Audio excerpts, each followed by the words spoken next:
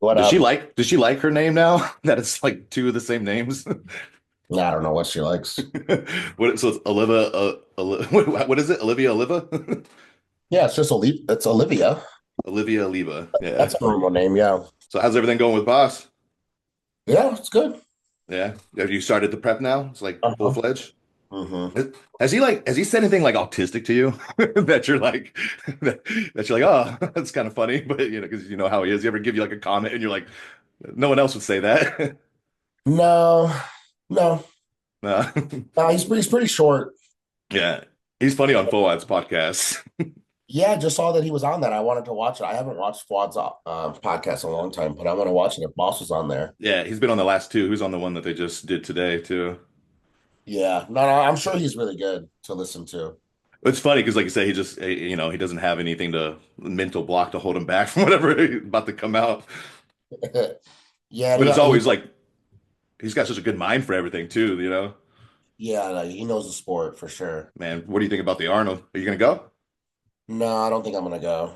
Yeah, There's a guy that has a sub shop there that I sometimes do some events at. It's Bullfrog Nutrition, uh, yeah. and he's trying to get me to come out, and I do want to come out, but I'm still trying to figure out everything. Like Black Skull definitely messed up a lot for me, and then I'm gonna be in the heat of prep. I'm gonna be like, Yeah. Don't want to be stressing. yeah, and it's just like, who wants to go to Ohio for no reason? Yeah. Why the fuck do they do it? I mean, once Jin Lorimer dies, is he dead? Didn't he die? Like, can they move this shit now somewhere else? Yeah, it's not the Lormers anymore. Yeah, yeah. I thought that was like the whole reason they were keeping it there. It'd be awesome if it's gonna be this time of year, it'd be like in Florida or some shit. Yeah, it's one of those things where it really is good for Ohio. Like, really, Yeah, for people that don't live in Ohio, it's very easy for us to be like, fuck Ohio, but it probably supports the majority of finances and stuff in that state. In Columbus, primarily. I know that they they got the school, but other than that, yeah, were we talking about it? How I was saying like the I forgot who was telling me, but they make like over $1 million just in parking. yeah, I believe it, man. Yeah, and it's fucking wild. Yeah, and just all the local businesses, they get such a huge influx, and I'm sure there's like seasonal stuff going on. There's tons of workers getting that ready, and they've got it down. They've done it so many times. It'd be hard to Right. kind of get the protocols in somewhere else. But Yeah, yeah, sometimes there's so much that goes on we don't even understand because we're just like so small-minded and we're not like running a business that supports a city. We could have no idea the impact it would have. But at the end of the day, the Arnold itself would make more money if it was outside of Ohio, and that yeah. that for sure. So is Ohio going to make less money? Probably, but the Arnold could be banking, and you also could be bringing those kind of additions to another state that also need it. Yeah, fuck Ohio. Ohio's had it for 20 something years. Let's get the fuck out of there. When I did get the history, when I did the Arnold and I took the tour of the office and I got the history of the Arnold, it really did make a lot of sense because there was like an event that was going on in Ohio before there was bodybuilding, and it was like all the like athletic sports, Yeah. track, Okay. like, They already had kind of a convention thing. yeah, they were already doing that. And that's what the Lorimer was actually doing. He was just a coach of like a women's team and then another like team of something else.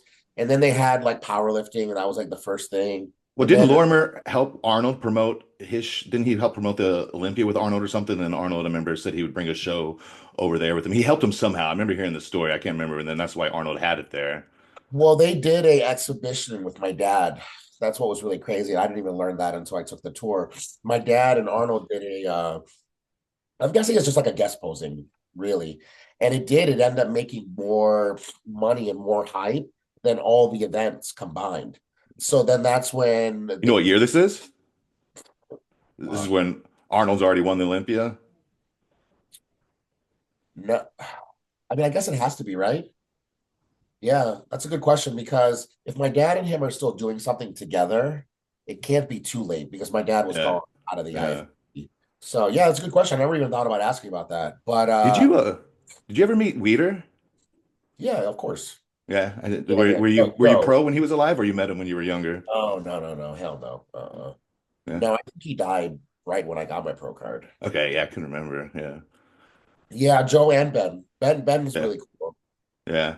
Yeah. Oh, you did the movie. That was cool. You got to play your dad in the Yeah. and bigger. Yeah. Yeah. No, it was cool. It was cool because I was actually a really fan of the actors that are in that movie. Like Yeah, I'm a big Superman fan, so yeah, that the guy's guy, good. Clark was in it, and I've seen him in other stuff. I forget what it was, but he's good. Yeah. yeah, a bunch of stuff. Yeah, and then my best friend at the time, she was a big like Teen Wolf fan. So the guy who's Oh, Ben Weeder yeah. from Oh, okay. He was in that. yeah. There was like a big hype in Teen Wolf for a while. I Yeah. never I never got on it. I know we're grown men. Yeah. We had Although I've bananas. definitely watched some gay shit, but not that one. Yeah. So that's what the history of the Arnold is. And now they made a pact that long ago that he was going to come back every year. And that's why he's never missed it because Yeah. it's like something that's very important to him. What's going on, man? Yo, sorry about that. Yo, What up, It's all big? good. superstar. Nah, Yeah, everyone saw your pictures and like now no one knows what the fuck to predict you at. I've seen you as like, a lot of top fours, and I've seen you somewhere, I don't know, eighth or ninth. So it's gonna be fun. Is it like, do you have pressure right now? Because, like you could really like be as high as, top three, and then some people have you not even 8 to 10. What are your thoughts right now? You got any pressure coming in, or is like no pressure? uh, I don't know, man. Like, honestly, this is the one time where I'm just kind of like things just feel good. Like you guys seen like the Matrix, right? Like where Neo's getting his ass kicked by was it Agent Smith or something, and Yeah. Morpheus is like he's beginning to believe, and I'm like, that's me right now, man. I'm like.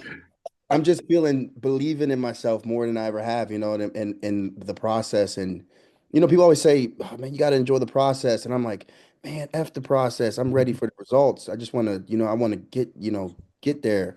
But right now, I'm like, I am actually enjoying the process. So I feel good. So the pressure, I don't really feel it because I think I'm more confident and just having more belief in myself. Like, not like I never had belief in myself, but now I'm like, yeah, I can do something. I can do this. So Well, we gotta know like how's your poop, man? That's always the big question. How's your gut health? Because that was the only yeah, thing I think that was holding you back. You got that under control now? yeah, it's been great. It's been going well. I've been having no issues this prep really. What have you done? Honestly, just I think it goes hand in hand what I just talked about, like just like that anxiety and stress. I just haven't had much of it. And whatever is coming my way, I just kind of just let it just glide off me. You know what I mean? Just it doesn't stick. Where before. I would let it just ruminate in my head, like not like people talking, but my own self-talk, Yeah. Like I would be my own worst enemy, like no one else. Like I wouldn't care what anyone else said, but it was all about what I said to myself and, that person in the mirror, in my head, like it was me. It was the things that I said to myself. And that would be like the worst thing as far as like the pressure, right? Or the stress. Of course, outside factors account, but it was more so just me. And I started to speak about this before, but I would say probably back in October, around October-ish, I got on some SSRIs, and that's beginning to help me out a lot. So I don't have a lot of that. That was like talk therapy, which I've always done for like the past, I would probably say 8 years. Um, How often? Is this like a weekly thing or? Yeah, like a weekly thing, like once a week. Is I've been going so off and on, I would say, but been more consistent the past like 2 years. Um, just trying to find someone I really gel with, as far as like a therapist, which I think I found someone who's really good. Um, so yeah, that combined with the SSRIs, combined with the talk therapy, I really feel like I found like that combination to help me kind of crack and break through some things that I was struggling with, the anxiety, the depression, what I mean, like the rumination and ideation of certain ideas, or I don't want to say talk about it, but too much, but you can basically talk, you guys kind of know, like, what I mean, those dark places. Um, and kind of just pulling myself out of there again, having like the help, or, the good support system around me has always helped too. The SSRIs are always really interesting to me because I feel like some people like it's like really help. I know Ian took some and it helped him a lot with his anxiety. Do you feel like it levels you off and like takes away the highs of the emotion too? Like how is it just kind of calms you down? How have you felt the effects like mentally from that? Is it all positive? It's been all positive for me. I did start off with Zoloft, and that sucked. That was like the side effects were really, really bad. Like the gut, issues from it, and like I was having like these weird just like hot flashes, like temperature regulations was crazy.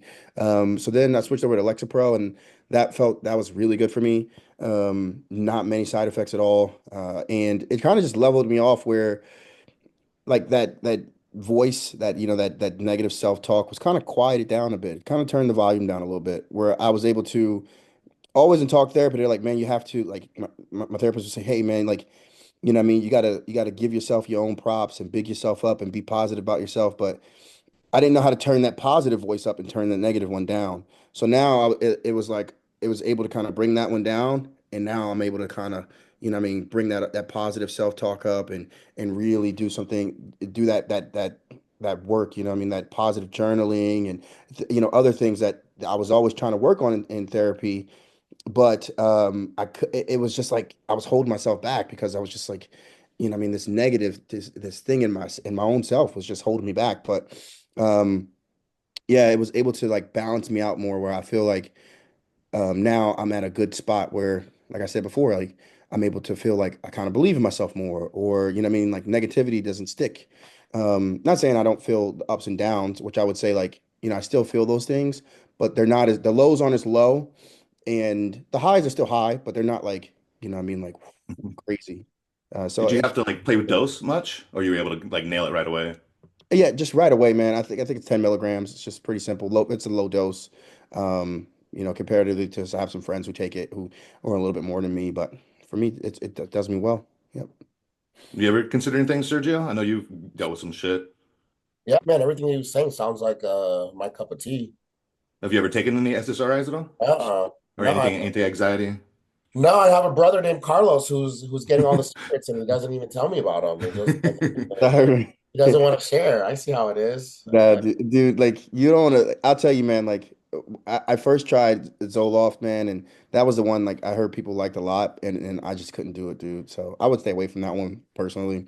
And Lexapro worked well for me. I think it's pretty. Someone say it's a little milder, but it's all like trial and error. And I think that was the main thing I was kind of scared about before starting them was like, oh man, like what if I find the wrong one? And I'm like, they're like, you have to get through 2 weeks of the side effects. And I'm like, I don't want to go through 2 weeks of hell. And that's what I couldn't do through with Zoloft. I was on it for a week and I was like, this is hell. Like, I'd rather be depressed. Does it I'm kick in like, like right away, or it takes like a couple days? the side effects kicked in like I was The 2 days bad in. shit right Bad away. shit kicked in quick. So I was like, I'd rather be depressed. I don't want to take this anymore. So I talked to my doctor and I was like, I can't do this one. And we switched over to Lexapro, and immediately it was like, maybe like a week or two, I was feeling good.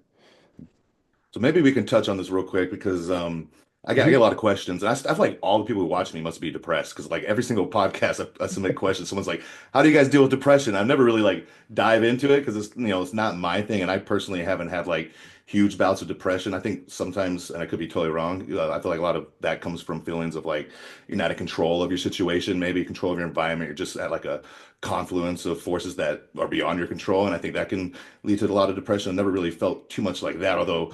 I kind of get that obsessive mind thing that you're talking about. Sometimes when I've made like bad decisions and things that I can't change and I can't deal with, like those I might get a little obsessive about. I wouldn't really call that depression, but are there anything else besides the SSRIs that you found to really like help alleviate in that or anything that helped you get out of a dark place, either of you guys? I mean, Yeah, I mean, like Carlos said, there's sometimes like outside sources that you don't have control over. So I just, I think I always just kind of like, because I never had outside, I never didn't not have, I guess that double negative.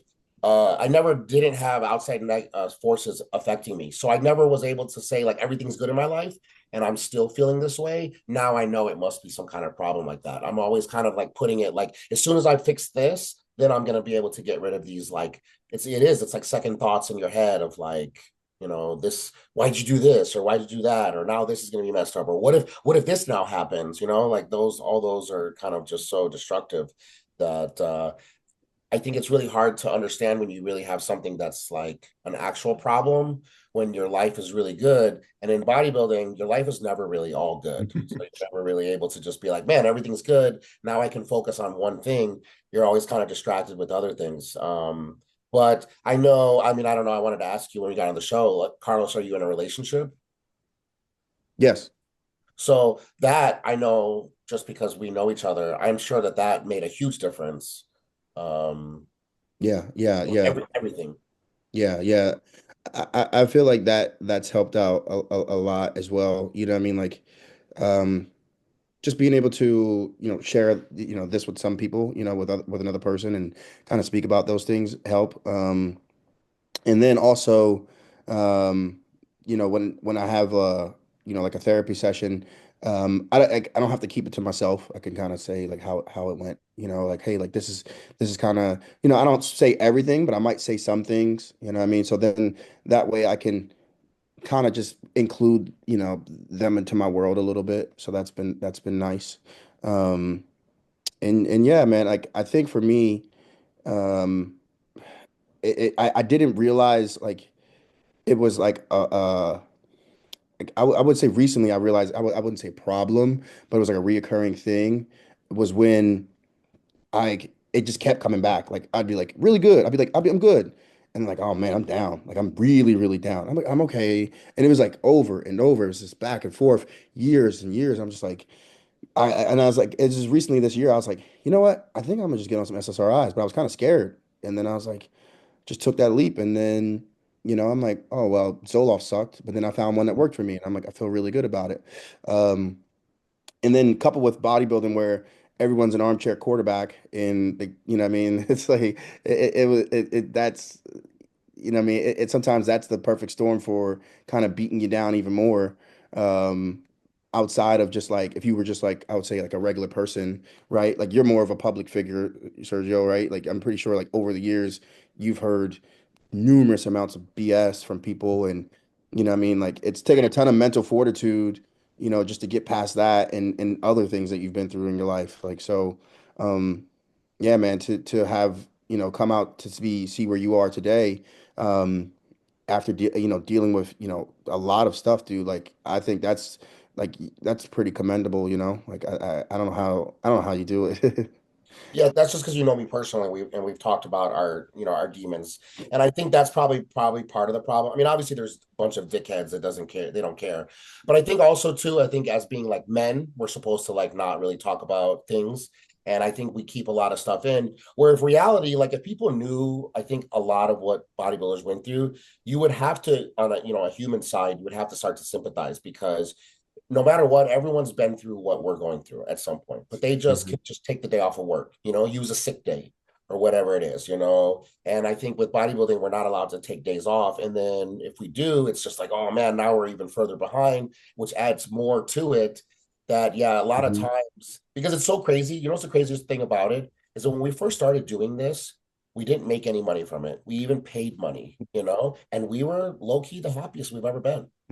And and you Yes. talk to even, I mean, maybe except for Mr. Olympias, who literally like achieved the epitome, they would all say the same thing that you almost enjoyed it when you're trying to get your pro card. You almost try harder when you're trying to get a pro card. And now you've made it and you've reached it. And now you're only going to hear about how you didn't do something. You're not doing something good enough, or you're not doing something as good as someone else is doing it. And it doesn't matter how strong you are.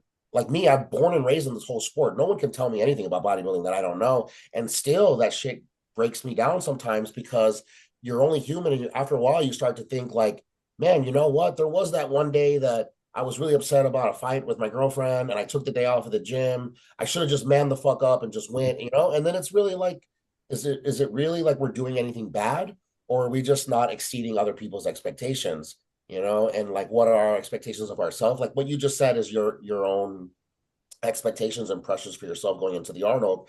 I think it also helps when I did the Arnold that was like it was like Bonac, Dexter, Rami, Cedric. Dude, It was that like was a it fucking was good like a bunch time. of That was Mr. a good look. Olympias and Arnold Classic champions. Honestly, it was the best prep I've ever had. Yeah. Because I knew no matter what, I'm going against these like gods. that I'm just going in to do the best that I can, which is kind of similar to what we did when we were an amateur. Because Yeah. when you're an amateur, there's nothing more you could have done. There's nothing where you can like double think all your decisions on, because you're just doing the best you can. And Yeah. I was getting ready for that show, and I think in the back of my head, I already told myself, there's no way that I can beat these Mr. Olympias. I just want to go in and maybe shock a couple of people. That drove me just as much as it did trying to maybe win my local show in Florida when I was an amateur. Yeah. But when you do like a show where you're supposed to win, nothing's good enough. Like everything Yeah. you're doing is not good enough. You should have did more for yourself, not from other people. Yes, of course. Yeah. Yeah, and I think so. Obviously, there's a bunch of things. I'm glad that you found something that's kind of like getting those like double guessing voices out of your head, because that's Yeah, the dude. hard. That definitely hit the nail on the head for, I think that's playing to how I feel coming into this prep is, and I was always trying to recapture that feeling of, man, like I remember when I was an amateur, man, like I had this naivete of like just just fucking laissez-faire, man. Just I don't know, I didn't know what it was. I was just cardio, whatever. You know what I mean? I didn't know, man, hey, I'm doing 2 hours of cardio. I didn't know that was high. I just did it because that's what coach told me to do. And you know what I mean? Or I ate low carbs, no carbs, because I didn't know low carbs was supposed to make you suffer. I just did it because, hey, that's your diet. Because I just got into bodybuilding and I want to, this is fun.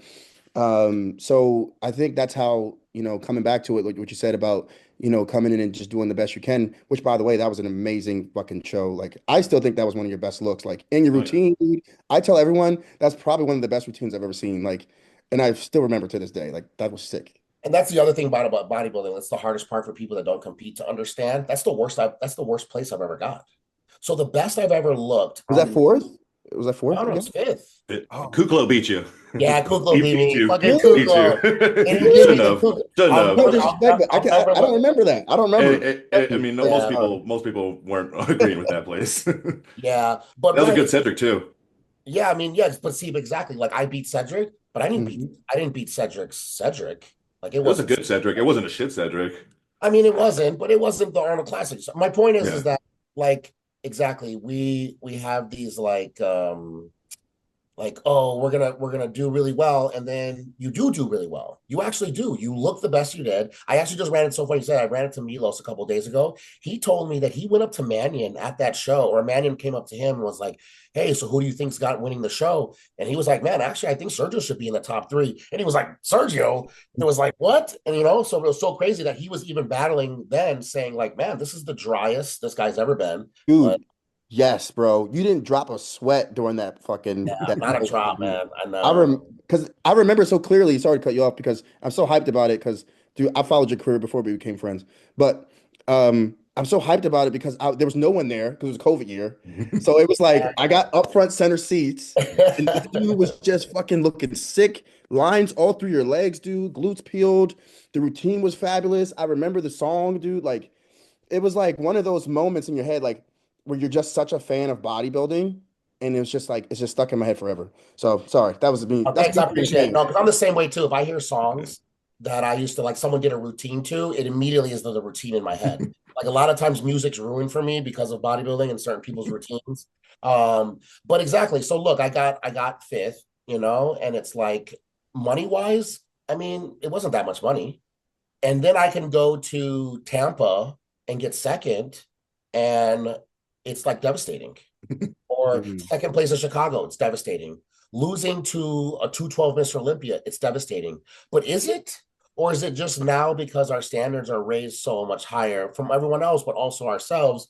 And I always give like the best analogy for bodybuilding is like, I don't know if you guys play golf. I mean, I tried to play a couple times, You but golf, Carlos?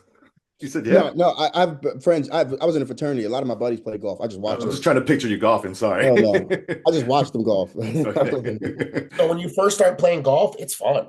It really is, because you're just playing and you're just enjoying it. And that's how it is when you're an amateur. You're just doing the best you can. And then now once you start realizing like, oh, when I do this with my swing, or I gotta like with the hips, or all the cues and tips for like golfers use, you start focusing so much on those things and your game does get better. But now you're so worried about your handicap or whatever it is that it always is just ruining it, where it's not fun anymore.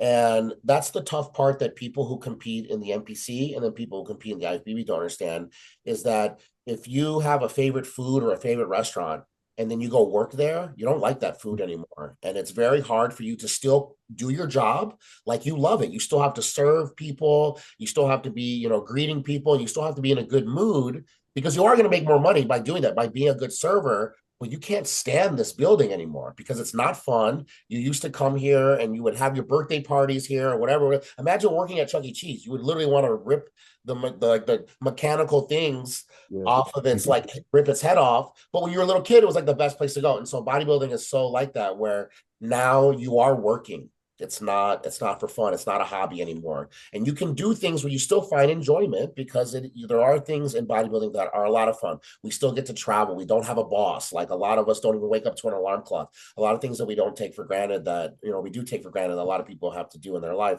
But no one teaches us how to deal with these like little adversities that we have. And then because you say to yourself, people are dying of cancer and starvation. My problems are not big problems. Why am I so worried about these little things? And then you're even harder on yourself. So a lot of times the best bodybuilders, honestly, are the ones who are stupid and very cocky. Because Yeah. if you're fucking dumb and you're just like, I don't even care, I'm just doing this, whatever, it's actually more enjoyable. Yeah. And the Yeah. more that you care and the more that you break yourself down, you can be better. Like when I was like with Dorian, he was breaking himself down every day. He was on himself, probably low-key ruining bodybuilding for himself, but then he got that sand down. So we can say, oh, it was healthy, it was worth it. But if he didn't, then he might be like, oh man, why am I so hard on myself? I moved out of this country to go do this. Maybe I should have left the UK and I should have moved to America like everybody else. So like if me and Carlos finish our journey and we kill it, then we'll be able to say like all of it was worth it. All Mhm. those demons and all the depression, it made us into the man we are. But while you're still like traveling to get there, that's when we're like, is this right? Should it not be right? Like, I wish there was like an encyclopedia of bodybuilding for non stuff that has nothing to do with workouts or diet. Like, how do you deal with a relationship, sponsors, like the pressures of doing a show, learning that, oh shit, now I can't eat certain foods before a show that I learned now. Like it's just ever changing, and it's like it never ends. It's so crazy. Yeah. Yeah. I agree about that because um I experienced that I think like maybe after turning pro, I would say, man, like I was just like always I was searching for like this is this place to be. I'm like, man, like if I go here, maybe that'll make me this, or if I train like this, that'll make me this, and and I was like, okay, what if like, okay, this person acted this way and they're successful in bodybuilding, so I need to act that way too. Exactly. I need to cut myself off. I need to be in a box and be, just super laser focused. And all it did was just ruin relationships and made me depressed. So Absolutely. so now I think that, like I'm kind of finding my way back to where I was when I was an amateur, which was, like I loved training. I was training in with my dad. I'm still training with my dad right now. It's fun, I'm enjoying it. So I think that's something, people need to take away is like you need to, still find, that love for this and don't lose it because it can be easy to lose when it starts to become a job. Like you said, it becomes your job and you have sponsors and you have obligations. And you tell me someone who wakes up for their job every day and is like, oh yeah, I'm so ready to go. Like I'm popped up, ready to fucking kill it. You know what I mean? I'm ready to sit at my desk every day. Like there's no one in the world. Like, I mean, maybe there's someone, but I don't know them. But people, but we are blessed too. And I like to think about that. Um, but yeah, like I was just wanting to get circle back to like it is that finding that peace and that love for for this sport because if not like you'll burn yourself out and I was like that. There was times where I was just like, man, I don't even know if I want to do this anymore. Like I don't know, like am I even cut out for this? And it gets like that. But and here I am able to do my first Arnold Classic. Lucky enough to be able to do it, and I'm feeling the best I have mentally. And I think physically, I'm being the best I have, and I think it's all tying into, one thing. What if he had won his pro card and nobody cared about you, or nobody really had any expectations for you? Because that's really what is the difference, is if you are somebody and you can achieve something in this sport, then you're only told your whole career how you're not doing it. But let's say you're like a like bad genetic white guy who you won your pro card by getting second place, and really no one even talked about you. Then now when you place well at a show, people are like, oh wow, man, you look so much better than the last show. Like, oh man, you gained this amount of weight. Or like, whatever it was, you're like, oh, you went through a divorce and now you're able to do it. But as soon as you have the potential to be Mr. Olympia, it's like all that's out the door. So it's really hard because you've only lived one way. I've only lived one way, obviously. So to Mhm. ask us, would we rather have the opposite? Sometimes I say to myself, yeah, I would actually, I wish I was Sergio Garrett. I wish I was my mom's last name and not my dad's last name. And but then you start to really lose track of all the benefits that we do get by having potential in this sport. And that's also the tough part, is being able to appreciate, like, you post a picture when you were before you got your pro card, it was creating buzz. No matter what, you had a sponsor before you got a pro card. Some people don't even have any sponsors, so it's like there's a give and take to it. So it's the whole Spider-Man great responsibility. Yeah, it, yeah, yeah. it it is, though, because if you have the genetics or the possibility of reaching something great in bodybuilding, would you rather not have that chance, but then everybody's sucking your dick every time you do something that's really just kind of mediocre? And really, in the end, no, you wouldn't, No. because it's way better. But the problem is that no one can help us with our problems. Like, if someone's not giving you enough respect or hope, and you're just like trying your best and you probably don't have the best genetics, then other people will stick up for you. Other people have your back. Less people have your back when this is how it goes, especially for both of us. We have a lot of similarities. Carlos is going to win this show. He's going to kill it. And then, God forbid, you have something that happens to you that doesn't allow you to kill it. And now that person who was on the boards sticking up for you, no matter what, they're going to be a little less sticking up for you. If they don't know you, if they don't know you personally, if people know us personally, they would know this guy just got a flat tire. That's the only reason he was late. It's just very simple. As soon as he fixes the flat tire, he's going to be back. So the problem is that when you do it and then you fell short, you fall short again, there's less people having your back and sticking up for you, because people start to lose faith, and it's not anything negative about that. I used to take that as an offense, people not believing you or people saying you're not going to do shit. It's like, it's still better than people not even knowing who you are. Like, you just don't exist. That's 100%. true. Have Mhm. you talked to Yeah. anybody ever, Sergio? You ever done any therapy? No, because that's what I was saying. I always just thought, like, as soon as I fix this, I'm going to be fine. But Well, maybe it's not situational if there's always a situation, It's hard to yeah, right. tell. You won't really be able to tell, Yeah, that's why I think that's what we were talking about our first show when we did, is that's one of the things Dorian taught me, is that I can be like, why did this person screw me over? Why did this person hurt me? And the real question is, why did I allow myself to let them do that? Because every time somebody shows a red flag, they showed they showed one previously before, and we were just blind to it, and we chose to ignore it. And a lot of times, I mean, there are exceptions. Obviously, you can get into do a business agreement with somebody and they steal from you or something like that. It's just a shitty situation. But a Yeah. lot of times it is ourselves and ourselves putting in those situations. So you're right. I bet you, me being so pessimistic my whole life, it's because I also kept putting myself in positions where I could get myself screwed over.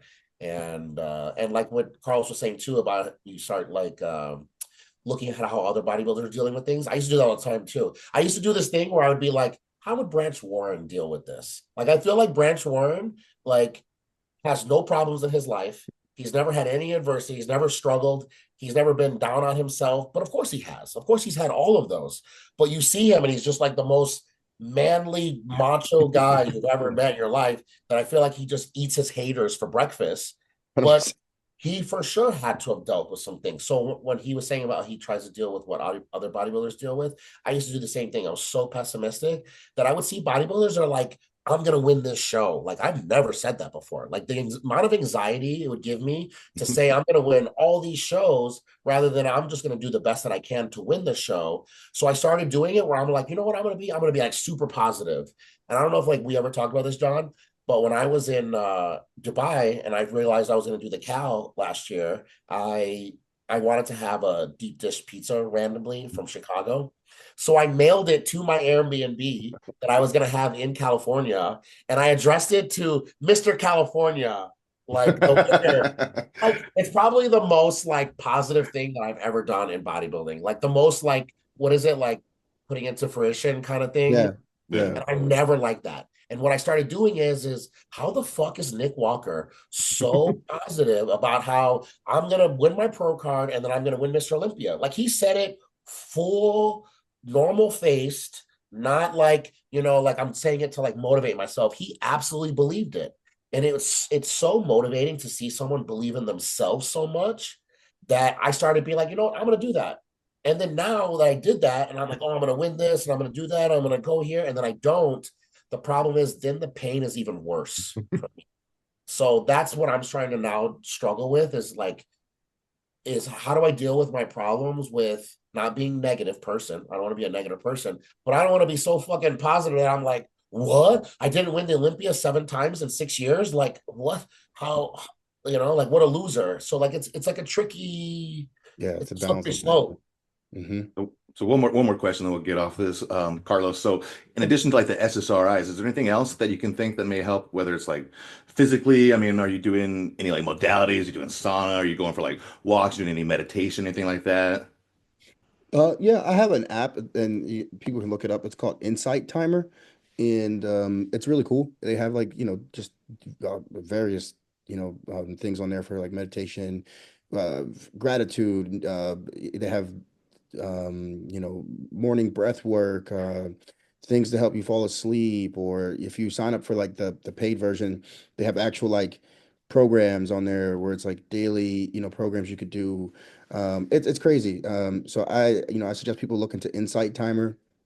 It's really cool. I like to start my day off with this particular, um, uh, I guess meditation. It does like breath work, so it's pretty cool. I like to do that one. It gets me ready for the day. But other than that, I mean, I like to do my cardio in the morning. I feel like that sets me up for the day. Even in off season, I do cardio just because I feel like physical activity, gets me started, cleanses my mind, breaks a good sweat, and I feel like you start your day with like a win per se. You start off on a good note. So if I do my morning cardio, do my morning breath work or any kind of meditation in the morning, just like 5-10 minutes of that stuff, and I'm starting to feel good and feeling like I'm sticking to my routine. So I say routine is something that helps me out a lot. So sticking to a solid routine is something that makes me feel much better about my whole like mental space. Breath work is huge. Actually, a lot of people don't. I mean, you know how much I am about breathing, Sergio. It can really have an impact on your parasympathetic nervous system and get you to chill out a lot, kind of turn off your fight or flight response if you're getting really good breaths and getting everything to like chill. It's a big thing. So I think that's really good. Um, when you didn't you, so you're with Patrick, right? Yes. Was there a period where you weren't? Like, didn't you leave for a second? Was that like were you going through some shit then? What was that about? Yeah, I bounced. I was around a bit for the few coaches, most recently Andrew Vu, and now I'm back with Patrick. Mostly because I had a good experience with him during my nationals prep. It was just towards the end. I was just I mean I'm young, and I was just so overly anxious at the time, and I mean like I was just like what I need to make a decision because I wasn't feeling like I was looking the way I was looking, and then I was like, okay, I'm gonna do my own thing at towards the end, and then I switched to someone else because I was like, I can't do my own thing because I'm out of my mind. Like, Yeah. I don't know how to freaking think right now, finishing off a prep. So it was, me growing up a bit, basically. And I talked to Patrick and I had talked about it after for when we picked up together during this prep. And yeah, it's been going smoothly. It's been going pretty smoothly, and I think it's great that he actually worked with Keon because we have similar body types as far as like conditioning, getting in shape, and he actually learned, what I mean, okay, like, what I mean, it's all not, push, push, push, push, push. So especially with guys like me, where it's a little bit difficult for us to get in shape if you just flatline, try to redline the body pretty hard. He's pretty like hardcore, right? Like really specific. I mean, he's not like a Ceto style, right? Like, do you guys track like milligrams of sodium and stuff like that? He's pretty like specific, right? I am myself, like I try to be specific with that myself, and he, John, he weighs out his pre-workout, man. You're like talking to a person who, Carlos, you do? yes, yeah, yeah. yeah, The So first weigh you're time it I ever perfect then. out. saw him, So you he work put good his with him. pre-workout on a scale. I was like, what the fuck? I weigh I out every told him he night. Precise, made me feel like an amateur. right? Yeah, he used to say when I was there, he used to say more pro than pros. When I was in there. So yeah, I'm just like that myself because I like to make sure everything's accurate. So but yeah, he's pretty regimented with everything, and I like it, and I think that's what calms me down too, is because I'm like that and he's like that, so it just works out well. Did you ever consider Patrick when you were looking around Sergio? No, because he doesn't have any big guys. Well, I I mean, he remember had Dennis Wolf. I guess Dennis Wolf and him weren't good though. Dennis fucking hated him I remember when actually. we were when we were having that conversation. Where were we? Were we in Kansas? Kansas, right? And Mm. and the first thing he asked, he's like, "Does he have any brothers?" And I was like, "I think I'm the only one." But it does. It does. Like It exactly matters. It like does matter. with Keon too. You do have to prep differently. It's just a It does different matter, bro. but that was my issue even when I was even thinking about Neil when I was with Neil for that little bit is the only reason I did is because he had Raphael. Otherwise, I cannot be the only open bodybuilder you have. And it's just a completely different. It's a different amount of food, and again, I'm not the age where I can take 5 years to figure it out. Unfortunately, like I'm not one of those guys. I'm gonna jump ship. I'm not gonna jump shit on boss because we don't, destroy our first show. But I do need to be with someone who is working with guys that are almost at my weight because then I know it might take a show or two at the most, not a year or two. If I was younger, I definitely would have maybe tried a couple other people. But I'm so thankful that I started with Aceto. If it wasn't for Aceto, I probably would be unhealthy. Like I would have a lot of issues. I would have a lot of even personal issues of just not growing up. So I wouldn't change anything about my coaches that I've had. Yeah, man, your guy now has all the big guys. He's got have the top 10 of the Olympians pretty much. Do you get concerned at all, like with how much stuff he has going on, or he manages pretty well? No, that's what my buddies keep messaging me, and even AJ messaged me a couple times too. Like, I don't think people realize how many people Aceto had. I don't think they Yeah. really fathom. Uh, Even if it wasn't all at the same like hour that he had them, it might have been where he might have like dropped one guy, but then he's got now Raphael. Like he didn't have a Ramon or Raphael when I first was with Aceto. Those are like two big people that he added while he's still doing like fucking Sean Roden Mhm. and like It's Cedric Jose at the time, right? Guy. That's What true. was that? Did he have Cedric at the time too? Yeah, oh yeah, Cedric. All the whole his whole career was Hmm. with Cedric. Yeah. So yeah, I mean, this guy's like winning Arnold's and winning Olympias, and he still made me feel like I was his son. So but also too, that's also something that we also do is we also can think because somebody does something one way that someone else is going to do it. So it doesn't mean just because Aceto is able to balance it that Boss will be able to, but he does. He Yeah. just he just does. He honestly messages me back so quick, and he also doesn't respond to me like I'm the kind of guy where I want to make sure that I'm doing everything the way that he wants me to do it. So I might ask sometimes stupid questions. And one, I'm not gonna, you're not gonna have to answer it multiple times. I'm not like annoying, but I don't want you to make me feel like I'm fucking bothering you Yeah. by wanting to make sure that I'm doing shit on point. And he's never once ever spoke to me. He's never once made me feel like I'm the newest guy on the team when I am the newest guy. And he responds, unlike Neil. Fucking responds. So, so Carlos, going into this Arnold, I mean, that's going to be pretty exciting. It's your first one. What are your kind of expectations and goals? Do you have anything in mind, or are you just not even thinking about it, or do you have like a placing or some people you want to sit next to? Where are you at with that? Yeah, man. I, which was crazy because we talked about like we were just talking about this like the positivity and stuff, and kind of flew around on a few pages. I put my YouTube video out like I don't know last week or something, and I was like, I'm going in, acting like I'm going to win this, and I'm not going to just roll over and throw my hands up. And people are like, "Oh man, he's saying he's going to win the thing, and is he overhyped and all this other stuff?" I'm like, dude, I'm like, man, I'm just believing in myself that I'm going in, you know, with the all intentions of being my best, right? And I have to believe that at my best, I can, be formidable against these guys. I have to believe that. Um, it's kind of like I said, like the Matrix thing. Like, like he's beginning to believe, like he had, like, you know what I mean? Like Agent Smith was getting his ass kicked. I mean, Neil was getting his ass kicked by Agent Smith until he started believing in himself a little bit that he could be the one. And you know what I mean? Like that's the thing is I'm saying is like I got to believe that, I can be, one of these top guys. I have to believe that I can win some shots against them. Or it's, I mean, I can't just be like, well, I think, and I don't know. It doesn't work like that for me. Like, I mean, and it doesn't work like that for the person who I am now. Like and everything that I've gone through. And I had a friend tell me the other day, like it would be a disservice to all the things you've been through if you treated yourself like a side character. Yeah, that's great. And that hit me so hard. And I was like, damn, you're right. Like, I can't treat myself as a side character. It would be a disservice to all the things I've been through and all the people who poured into me. So I have to be my own main character, right? Like, I'm a big anime guy, like main character energy. I have to exude that type of energy. Long story short, sorry, I went on a little bit of a tangent there. But, top five would be great for me, to be compared against these guys that are going to be in the possible top five, but also being compared against the top three. I want my get back against Andrew against Texas. I think I can really, win a lot of shots against him. You know what I mean? Like the side Yeah, chest, side shots. I was just yeah, thinking side that. shots. I think like I'm a pretty thick guy from the side. And then obviously Derek, we're the same height, right? And I have a really good front double. I you can people can clip this. I think I have a better front lat spread. Yeah. And side shots. I think I'm very formidable. And hey, there's only two poses in the back, and I think one of them is pretty close, and that being the back lat spread.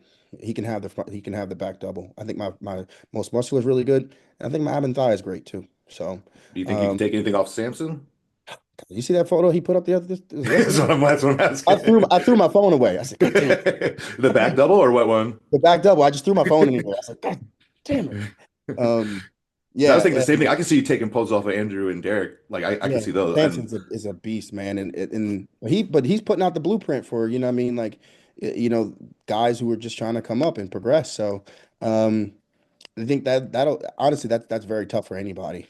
That's fucking tough. So, I and mean, it's kudos to him. crazy how far he's come, right? I Yeah, remember not being a fan of him when he went to Korea to try to win that small show out there to try to make Olympia. I was like, oh man, come on, like what kind of bullshit is this? And then he just turned it around and like, I mean, it's crazy to see someone progress so far, like a little bit later in their career. yeah, it's awesome to see. It's inspiring to see that. And so yeah, I think like I said, like top five comparable to that top three. Who No, else would you see potentially in that top five? What's that, Sergio? no, I was just gonna say that you worded that quote that they wanted to take from your YouTube. You worded it perfectly. You were not saying I'm gonna beat them. You said at your best, you should be able to stand next to them and you should be able to win a couple shots. There's no one who knows anything about bodybuilding and would think that that statement is out of the character, Yeah, out of the picture. Yeah. yeah, So man. say you're in that top four. Who potentially could you see being in that fifth? You thinking Bonac or Sean or Curry? Oh man, I definitely think it's a tough go for a lot of people. I could man, Sean's like a tank, bro, and yeah, man, He looks work better now too. and he looks really good now working with Boss.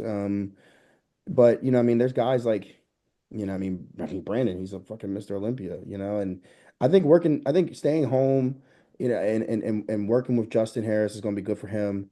Yeah, I think he's past those days of having to go to Kuwait. You know what I mean? Like, I think that actually added stress to him. He's like, man, I'm missing son's football games and I'm missing all these important moments now. And I think him being around his family is probably going to give him a little bit more. Um, Less stress, because he's not missing these things. He's able to be there while simultaneously getting ready for the show. So I definitely could see him up there as well. And um, I mean, Akeem's looking great. He's been prepping for over a year though. So um, Yeah, I don't know how he still looks so fucking hard and like dense. His back lat is fucking weird, man. Those erectors are like lumpy. so I don't. I would like to see. I would like to see Brandon up there. Um, and then, but Bonac came ahead of Brandon, right? Yeah, In the Olympia, yeah. yeah, Oh, there you go. You know, what I mean, he's not stopping. He's another boss guy, and he's tough. But honestly, I think if he comes in how he should with boss, I think James could be right up there too. yeah. And Right. What do you think, I've been a fan of Sergio? him. Yeah. Yeah, I was just about to say, I was about to ask him his opinion on James because I actually think James is going to be the only dark horse. I think Bonac is going to be the same. I think he's going to be better than the Olympia, just because I know a couple things that was going on at the Olympia that I know definitely derailed him a little bit. But James, I think, is the biggest dark horse. People are saying that you are Carlos, but it's just because they just don't know which Carlos is going to show up. Well, your Uh, ceiling's so high. I mean, James could be a dark horse, but he's, he doesn't have the genetics and the frame and the ceiling as you, obviously. I mean, I don't think anyone Yeah, they're would not argue not that. dark horse to win it. I just mean to maybe disappoint Yeah. some people. Yeah, yeah, yeah, for sure. But that's the only person that I'm curious to see, and especially he's with a new coach now. I'm really excited. I'm happy for James too, because James is a perfect example of what I was talking about. James is somebody who he got into the sport, and everything that he does is the best that anyone thought he was going to do. No Mhm. one was ever telling James, when he got second or third at a show, that he's a fucking bitch because he didn't win the show. So I think he's just like a really good person, and he's like a crazy hard worker. And I think people have gained so much respect for his training alone that they've gravitated towards his bodybuilding career. But I think it's like who he stands next to changes the way James looks.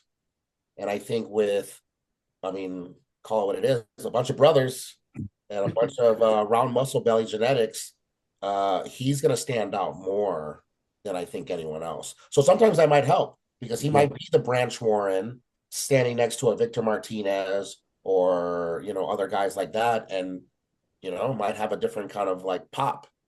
Yeah. How Yeah. long after the Arnold's the Detroit? I saw you jumping into that. That's 4 weeks at the end of Okay. March. So Nine. yeah, we'll run right into that, and James is doing it as well, and Yeah. that'd be pretty cool. And then there's plenty of the shows right after that, man. There's what is that? There's the Arnold South America, which my sponsor's in Brazil, so that'd be pretty cool to do. But right now, like the ones we're looking at is the Detroit for sure. Yeah, that's on the You Yeah, think any either way, other? I'd like to see you next to Good Vito. I think he's like Yeah. the Russian yeah Russian version of you. yeah that'd be pretty cool So, too. so Yeah. that would be really cool. Yeah. And then in Detroit, though, I think Detroit lighting is the best. Yeah, you get some good picks. Yeah, yeah, I'm Exactly. excited. Like that's going to be exciting for you no matter what. I bet you we're talking about it now. We were talking earlier about what to bring for the Arnold. When you messaged me, I bet you're going to make picture autographs off of the Detroit show. Like I think you're going to look so crazy in that lighting. And then obviously like the Arnold has good lighting too. Like Yeah. Arnold's a way better stage than the Olympia. Yeah, But I wanted to wait till you guys finished talking because I had some questions for Carlos. I wanted to ask him sure. non-bodybuilding questions, not like what do you expect to place and stupid shit like that. That people want you to say answers to, and exactly like if you say I'm going to win, then they're like you're an idiot. And then if you say like, oh, I just want to be in the first call, then they're like, man, you're mentally weak, only wanting to be in the first call up. My questions are, what are you and Pops looking forward to with meeting Arnold? Man, I'd have to bring him up on stage because I feel like my dad is the only one who can go toe to toe with what Arnold's got to say. Yeah, Like oh, that'd be whatever, hilarious. whatever shit he's got to say, my dad's got something right for him. So I would I love to think, watch that. That'd be yeah, hilarious. yeah, I think that'd be I'd buy awesome. tickets just for that alone. Yeah, that would be awesome. My dad would be, yeah. Arnold's not ready for whatever my dad got handled. No, yeah, you definitely got to get him backstage. And then Arnold's going to be backstage, at the night show. So you're definitely going to get a picture with him regardless, no matter what. And then that'll be cool. And then you get your fucking Arnold jacket. Like, that's going to be cool. Like, you get a whole, like, they treat you good at the The Arnold. jacket, I didn't know. Yeah, oh, yeah, yeah, yeah. Yeah. It's like a competitor jacket. Nice. See, I used to think stuff I didn't know, man. Yeah, last year's were better than the one I got. I wish I did it last year. Last year they had some sick ass jackets. Dude, man, like this is a dream come true for me, man. Like, so I'm super excited, and like I said, man, I can't wait, dude. I can't wait because the first Arnold I went to was the one that you did. Well, that's what I was gonna say before you got on. We were actually talking about Bullfrog, Yeah. Yes. before you got on. And I was going to say, when you got on the show, how crazy it is that, the Bullfrog and Iron Rebel and all that really is what brought us together and why we Yeah. even. Yeah. And now you're competing in the show. It's like, that's cool, man. Like, that's like shit that you can't write, it's like a story. Yeah, man, it's awesome, dude. Like, because man, I just love this sport, man, and to be able just do it, man. Like for like this is a dream come true for me, man. It is, and I don't know. It's hard for me to even put in words, dude. It is, like, because I gotta say, man, like I grew like when I got into it, man, like seeing you win your pro card and seeing like dude, like I've like when I say like I followed, and I'm not like trying to suck your dick or anything, bro. Like, but No, no, like you're just saying it to other people. It's nothing we've already talked about before. I yeah, know. like I've like such a fan of this sport, man. Like I saw when Sergio won the New York, bro, and he's fucking sweating, he's fucking, you know what I mean, going against, I mean, people, and that was fucking awesome. I followed him when he won his pro card, man, and and followed his career. So to be able to step on the same stage as you, man, and I wish you were up there with me, bro. That'd be freaking even amazing. That'd be really cool. And to, what I mean, this is all cool, man. Like this is what I love about bodybuilding. This is the positivity that this support should always have. Not the shit talking that you see or the drama making that people like, try to make nowadays, try to make it some type of like WWE type stuff, which is cool. It's cool because it's going to bring eyes, I guess. But if people knew the relationships behind the bodybuilders and how we treat one another. What I mean, I think that would draw people more to be involved in the sport because it's a good thing, man. Like, It beautiful. would it would be really cool. Like if I knew, like if I was just a fan and I knew that in my relationship, you like helped out in the relationship, like talking to my girl or vice versa or stuff like that. And then now when you see each other battling against each other on stage, that would almost be like a movie where it's like Creed and Rocky, being in the same corner, and then now they're against each other. Like it's like an added element that we don't get because that part of the sport is just, I mean, unless everybody's doing their own DVD like they used to do back in the day, you just really don't know. I mean, even me, I'm really bad about watching people's YouTubes, which I should watch more. But imagine if we were competing back in the day when it was just magazines and there was no social media. We would absolutely enjoy it way more, and we would be having a way better experience. We just happen to compete in an era where anyone can voice their opinion because even if they're not important, even if it's a fake profile, you can put the comment and it's up there. And unless somebody deletes it, no matter what, you're going to see it. Do you focus on it or not? So, us just competing in this era together, I'm really thankful. But I was going to say, I appreciate you saying that it's a stage that I've stepped on, but you're going to be able to now meet Samson and Andrew, like for real, like in person, and Bonac too. Those are really good ass people. And Yes. I haven't competed against Samson or Andrew, but I've competed with Akeem and Bonac. And I'll tell you, because I every show that me and Akeem did, I had beat him. And then that Arnold that we did where Nick won, he beat me. And I remember going up to him. We're both getting like fourth and fifth. It was like bad placings. And I went up to him and I was like, "Oh, you finally got me." And he's like, "I didn't get anyone. Neither one of us got first." And it's true. Like at the end of the day, if you're not winning, you are last. And I remember one time I was like pumping up my calves where I was going to go on stage, Off and of the Bonac cats. comes and you're like, he hits me, and he's like, "What are you dumb?" He's like, "You're going to cramp on stage because I'm pumping up my calves." Like one, it's a muscle nobody judges. I'm just going to look at my fucking calves. The least important thing to pump. The only thing I could do is hurt myself, exactly, because now I'm cramping up on stage. And exactly now here's this guy who got nothing from this. And even at that point, I really had just met him. We're closer now. We're in Gym 80 together. But at that point, he literally just saw someone that he was making mistakes, and he helped out. And so now you're going to be able to be with those people. You're going to be next to Mr. Olympia. Like that's really cool stuff. Remember, me and you paid to buy tickets for the Arnold. And now people are buying tickets, and you're going to be able to be backstage with the Mr. Olympia and battle with them. That's cool shit. That is cool, man. That is cool, dude. It's definitely, man, shit, dude. I'm actually like kind of sitting back. I'm like, hold up, a little, It is. a little taken aback. Now I didn't take it all in until like now. I'm like, wow, damn, you're right. Um, because man, people, because someone asked me like, man, how'd you feel when you got it? When you saw the invite list come out? And I was like, I didn't know how I felt, but like now talking about it, with other competitors, and especially you, since you've been on the stage, you've been around the sport, is really starting to sink in, man. Like it's a great opportunity. So I'm super excited to do it. And like I said, man, I feel like this is one of the best preps for me because I'm truly believing, in the process of it. And and yeah, I don't have that overwhelming like pressure. You know what I mean? It's just like it's fun. You can see it on you too. You look so chill, like such a better spot. And I I was had just gonna say that. Yeah. I had Joe Palacios on, and he was talking how it just seems like you're on a whole nother level right now with everything with you. So I'm really excited to Yeah, see. I mean, can you guys think of a better lineup than this year? I mean, this might be like the best Arnold lineup ever, at least as far as like the top end. You got man. three of the top five of Mr. Olympia. I would Last year's say Mr. Olympia. I'd say it's the best because anyone can be moved around. Like obviously we've had better placings because there's more bigger stars, like a lineup, but it was more boring because you knew this person's not going to beat that person's. I think anyone could be switched around at this Arnold. Even Garrick, who is a Mr. Olympia, Yeah. nobody's like, oh, he's for sure in second. Like Yeah. he could, move down a spot.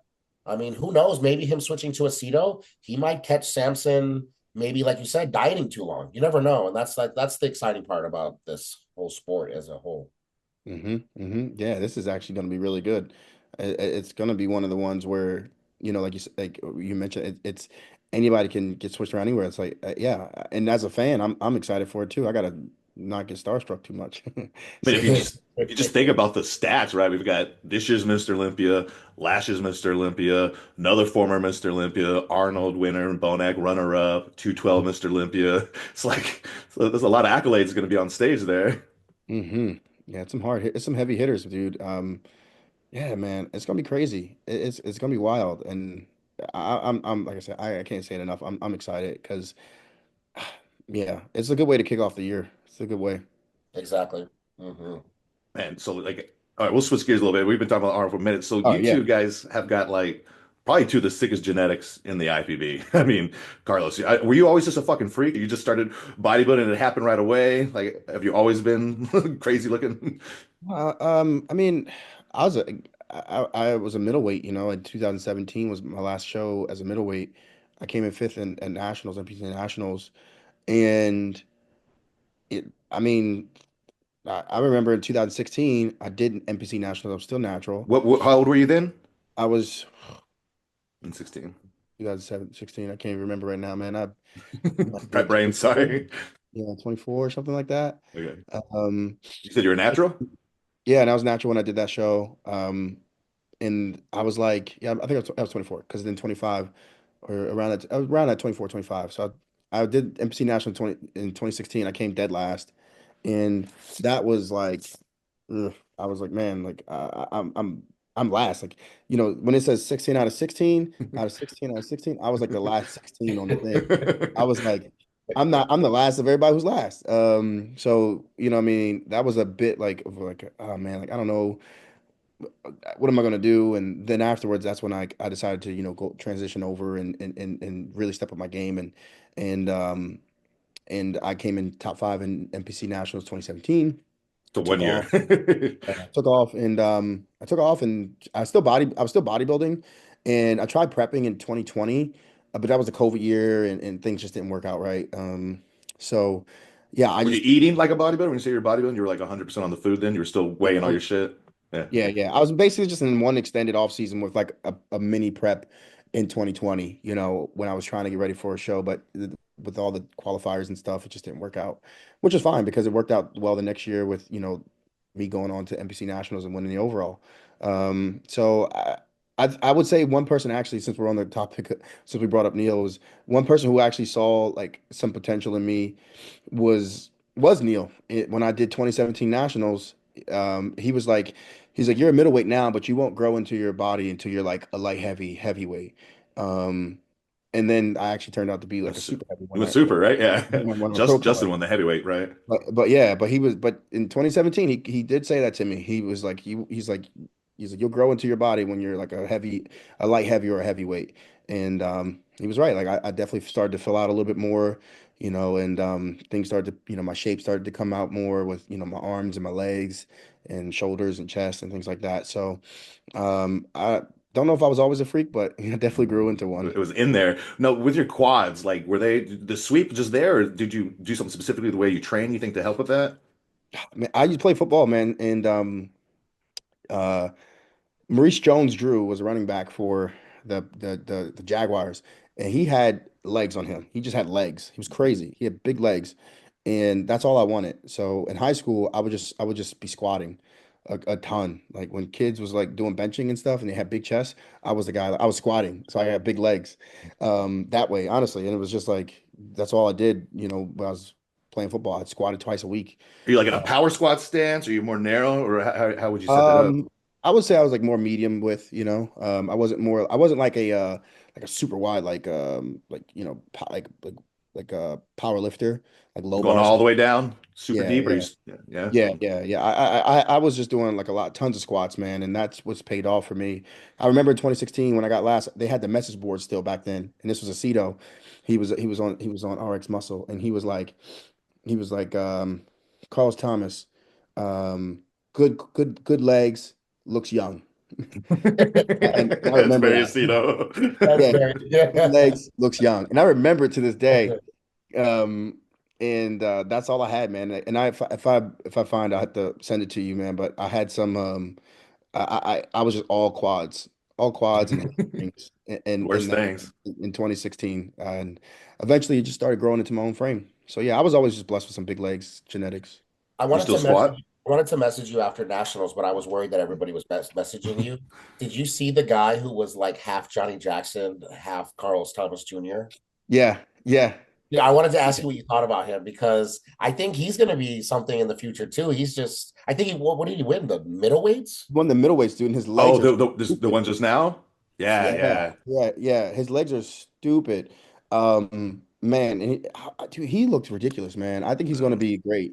And I they're thought he talking should have like got the Keith I thought Dahl. he should have got the overall. I don't know why they gave it to the guy. Could have. I mean, he wasn't as conditioned, that shape. I mean, they could have been for sure.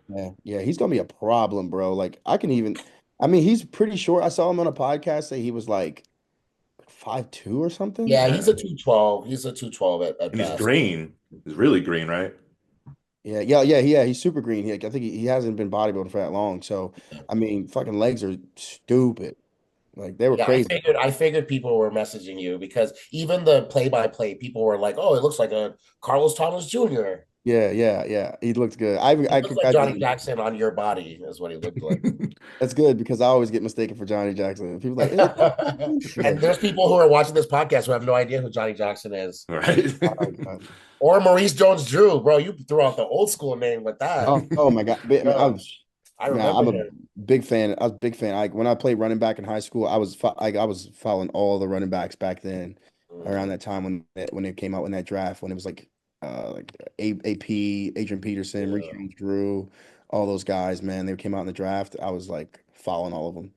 yeah, Yeah, those. Adrian Peterson was kind of closer to me, and where I went to school in Texas, I remember watching him coming up, and I was like, "This dude's gonna be trouble." He wasn't even built like a thick. I mean, he was thick, but he was a little taller, and he just was a fucking stud, man. I thought he was gonna like break every record in the NFL. I mean, he did crazy shit. But so, Sergio, I heard you say something one time. Tell me if you believe this or if you were just saying this. This is probably the only time I've heard you say somewhere I was like, "What?" It was. I heard you say that you think you got better genetics than your dad. Is that? Do you believe that?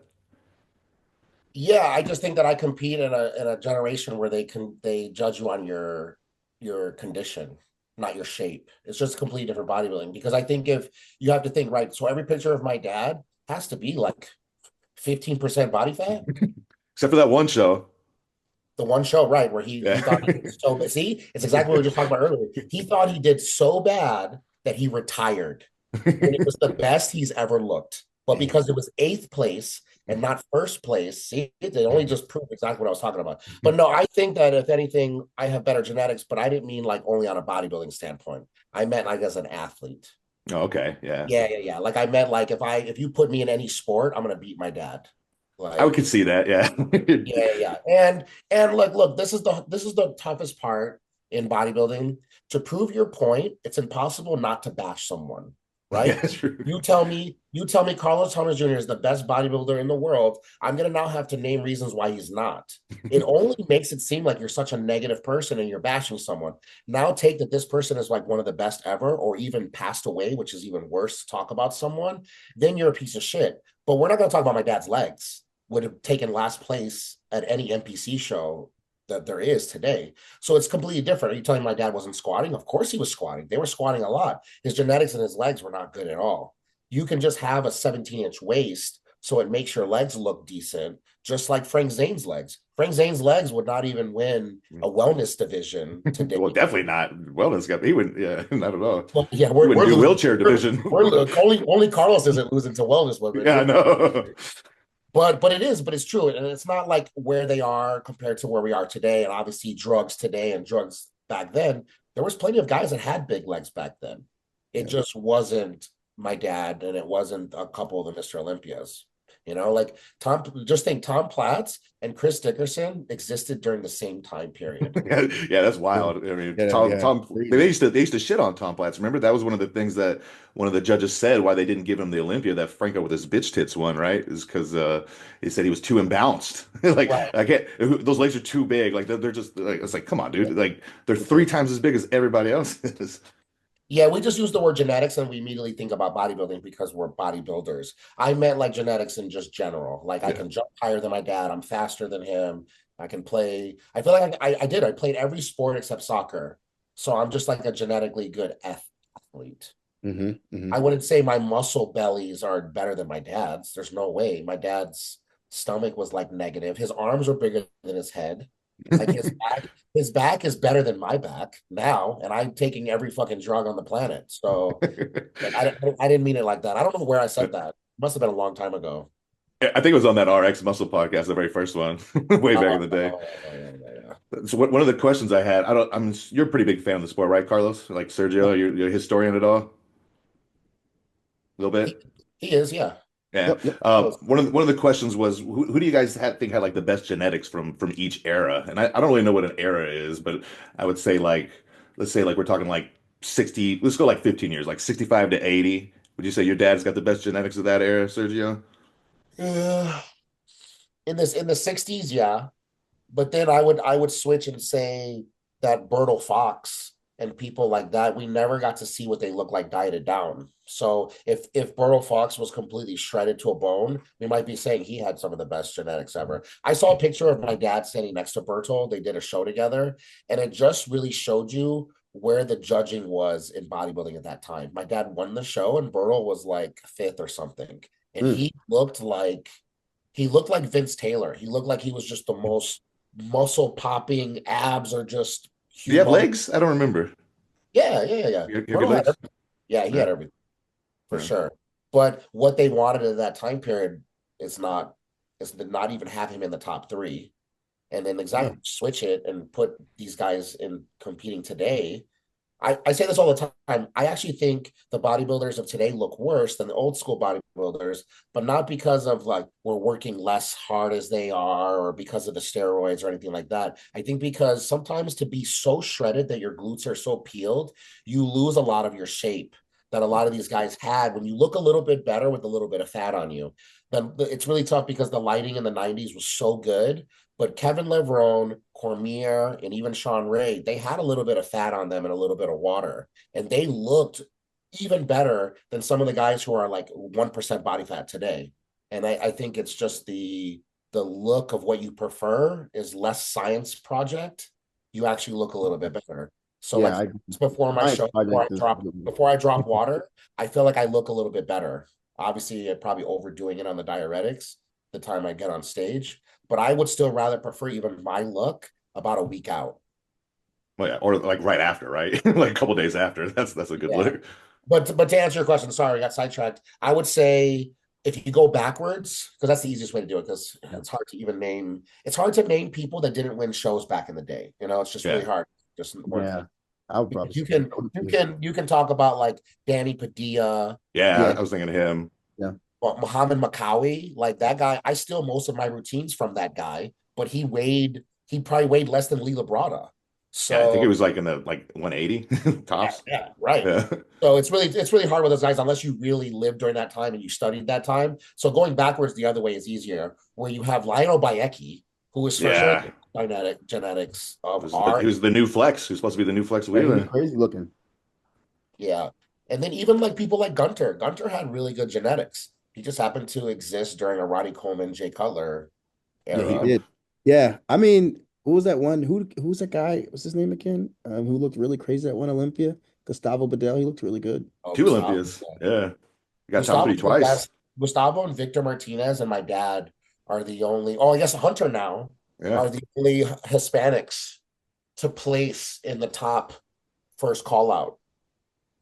Yeah. I Yes, it's think I think Dillette had some fucking crazy genetics too, right? I just don't think he had the best training or posing or anything, but I don't think I know he got top five like once at Olympia, but that's somebody who should have been top three every year, I think. He was a fucking freak, mutant. oh no, I take it back. I got the answer. The best genetics of all the eras is Tony Freeman. Dude, yeah, He just got that frame, man. yeah, the X-Men. Yeah. If Tony Freeman was competing right now, he would be beating Samson. Let's let all the trolls in the comments now put up the best picture of Tony Freeman next to Samson, and Tony Freeman's beating him. Yeah, man, he was tall, fucking waist tiny, Yeah. great abs. And even with a torn pec like Levron, he still got it fixed enough where you couldn't tell. Really, yeah, I couldn't tell. Yeah, I knew the see, short abs. I never knew. Yeah. some people don't know that Kevin Levron had a torn pec. Yeah, that was a crazy. I mean, he tore it and then made the Olympia like Yeah, got top late five, career. right? Yeah, so is that not good genetics? Like it's like what we were talking about last show we did. What are people's definition of genetics? Muscle that grows faster, muscle that grows prettier, muscle that performs better, muscle that like can get shredded faster or even gain more faster. It's just Who's the best white genetics? I mean, Compton was pretty crazy, and then Dennis yeah. Wolf. Yeah, I'm yeah, trying to think about white guys that look like black guys with some that's roundness. true. Yeah, It's got Compton. to be Dennis Wolf. Wacky. Dennis Wolf Yeah, is Yeah, he had my favorite physique ever. I think, man, I was just crazy to look at him once he started filling out, and Milos would just super load him. I'm glad he won an Arnold because I would hate for someone to look like that to not win an Arnold or an Olympia. yeah, Oh, yeah. you know him too. You see him some, huh? You do some work with him. Is he like happy with You his guys on Gym career? I know. 80? Yeah. What'd you say, Carlos? You guys on Gym 80, right? The same Yeah, team. yeah, no, yeah, and he's here in Vegas. No, no, yeah, he's like a friend of mine for sure. He's good people, but he's just like Dorian, where they're living their best life retired than when they did when they were gods. Which is, you understand that the life that these guys had when they are on the top of the sport, especially coming from a country that you were the top person in that country. It's very hard for Americans to understand. Like, if you're the top bodybuilder from America, it's like a big deal because Mr. Olympia is a big deal, but you are not like you're not even understanding what it is when you're like in Iran or Egypt or the UK or Germany, like, or Russia. Like, you're just a god. So for them to be happier now, is my point, means they really have found something that they really enjoy in life, and they really understand like what's important in life. And I think really if we could figure that out by the end of our career, Carlos, I think we're good, because it's Yeah. just something you're not going to understand until you're finally done and you hang up the pros and trunks, is when you can finally look back and realize like all the good that you've had in your life. And then obviously because you hustled and you made a business out of it, that you can sustain it.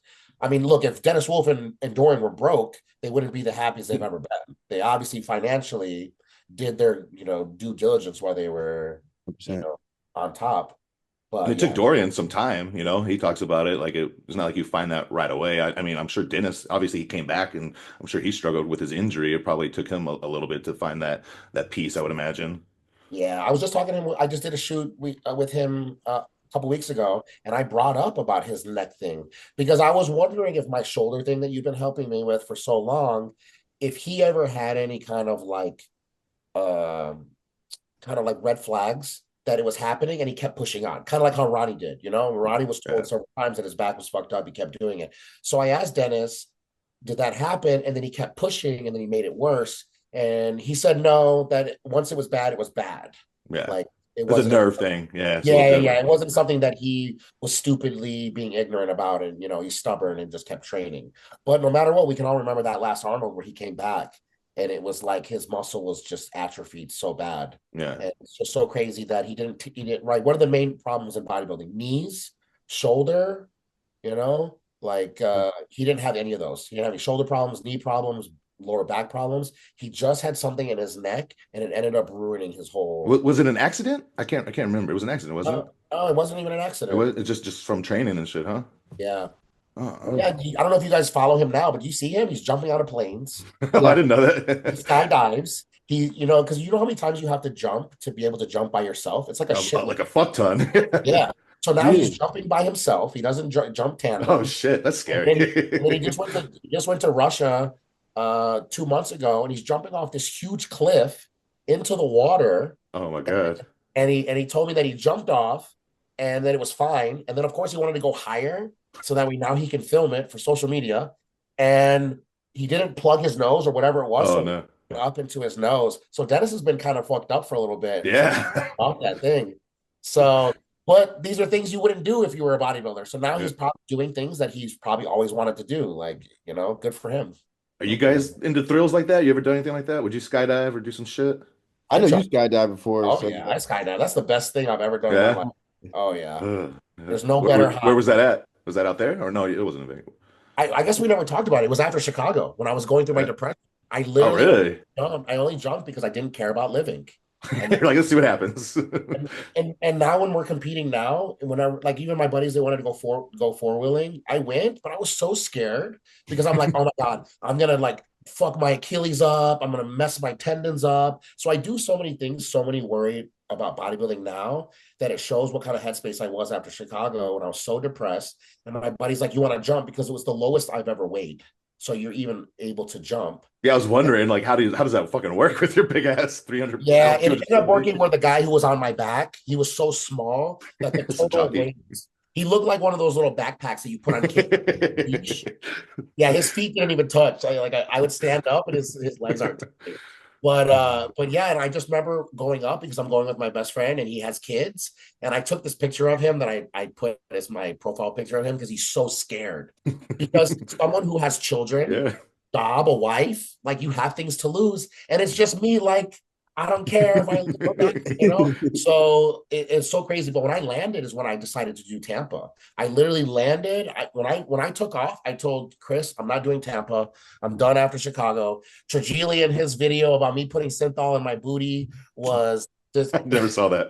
it was the dumbest shit ever. It was a Winstrol shot that I put in my Uh, glute, but now I'm putting synthol to make my glutes bigger. But either way, so I was just so done. I landed. I called the seat. I'm like, let's do Tampa, and that's when I went to the Olympia for the first time. Yeah. It was so crazy that something that I was just like, I don't care if I'm living or not. Ended up having me still to this day. I haven't been back. We'll go over a couple quick questions real quick, and then I'll let you guys go. We had some interesting ones. We'll see what we want to go over. You announced what Uh, you're doing, Sergio? Are you doing something this year? But now you're a boss. you announced it Yeah, on here. yeah, I'm doing FIBO.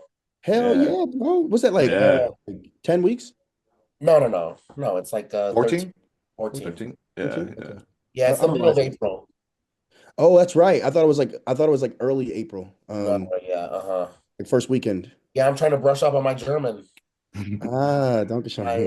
my Hitler training.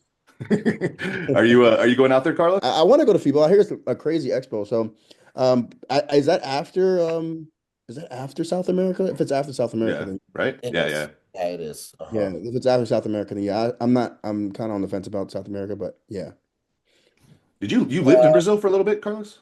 I was there for almost 3 months, getting ready for the Arnold South America How was last year. that? See a lot of fake asses? Here and there, but you see when I say these women are fit, bro, they are fit. They're in the gym training. Yeah, that's what I was gonna say, Jonathan.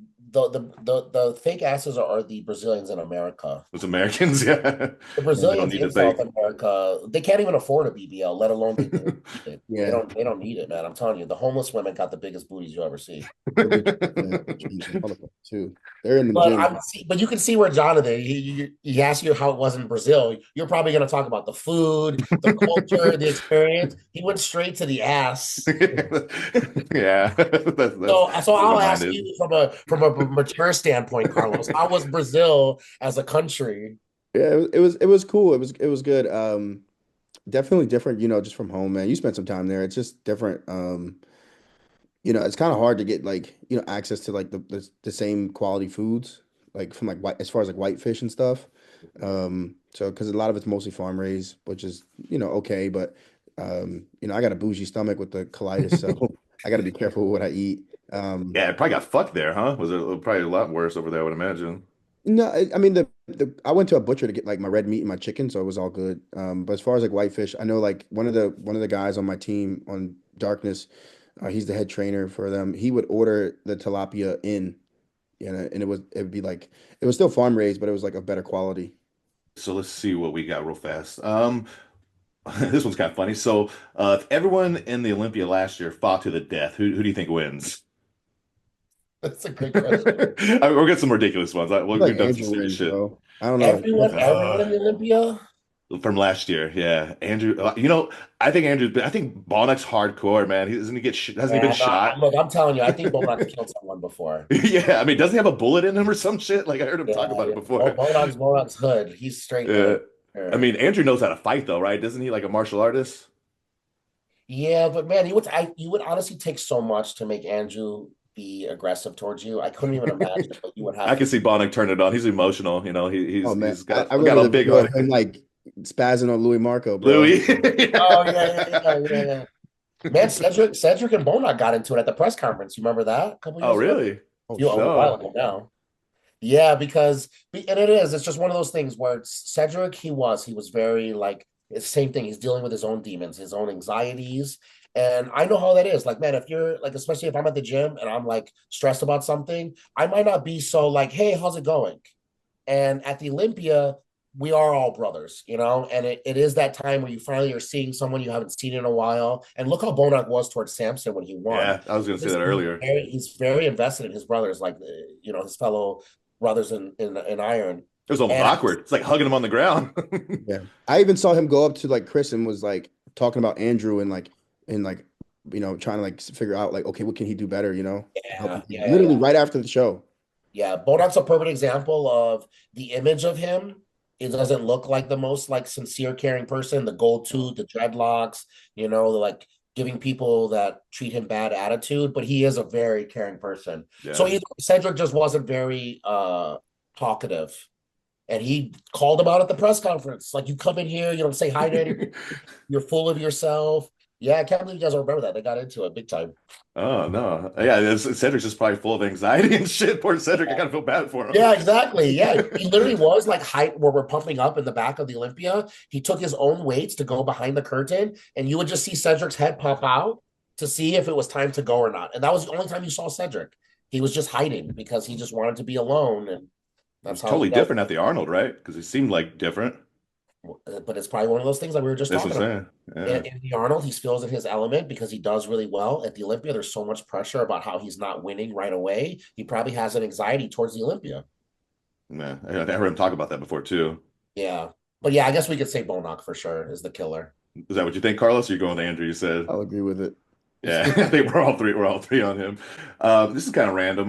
Maybe this was in Brazil. Have you guys ever been like a scary situation? What's like the most scary situation or dangerous situation you've ever been in? Mm, Well, scary. when you almost try and kill yourself, it's pretty scary. So I guess Yeah.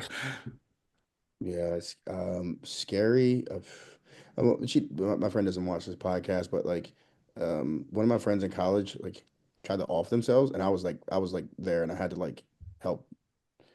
You know what I mean? I like, it was like tons of With like like a firearm? no, like with like a Oh, razor blade. Yeah. So yeah, that's scary as fuck because yeah, there's like a very very limited on time, but everything was okay. I had like a t-shirt on and I like ripped the t-shirt off, like cinched it up, called and all that stuff, dude. It was like damn. yeah, Damn. that was Fuck. crazy. That was Did crazy. they were you there while it happened or you just came back? Like, did they know you were there? It's a good thing you were fucking there. Yeah, no, I was there. It was in the bathroom Oh wow. All Oh, right. of wow. a party. No, man, that's not where you would think it would happen at a party. Yeah, well, Um, it was like shutting down. It was like very quiet. Like it was like maybe like a few people left, and I was like, yeah. So that was scary. So But Fuck imagine yeah. if you were getting ready for a show and then you had to pull out because that fucked you up. Then the first comment would be, "You're weak-minded. Nick Walker did the show." No, dude, Right. I'll be honest with you, that did mess me up, dude. That messed me up for a bit. Of Yeah. course, it better mess you up. And that's just the thing that fans don't understand is that we're all human. You know, it sounds so gay to say, but it is because we all deal with the same shit. And that should fuck you up. I mean, look at Josh Narnowitz. He's still fucked up from trying to revive Dallas. If you talk to him, he still cannot even talk about it. You know, he's so messed up from that. So, and then he did a show after Yeah. that. Yeah, Did yeah. he do the Masters too, right? Did he do the Masters? Yeah, but that was recent. That Yeah. was a while ago. I'm saying he did that show that year because he came to America and he Yeah. Mhm. Dragons in Florida. Yeah.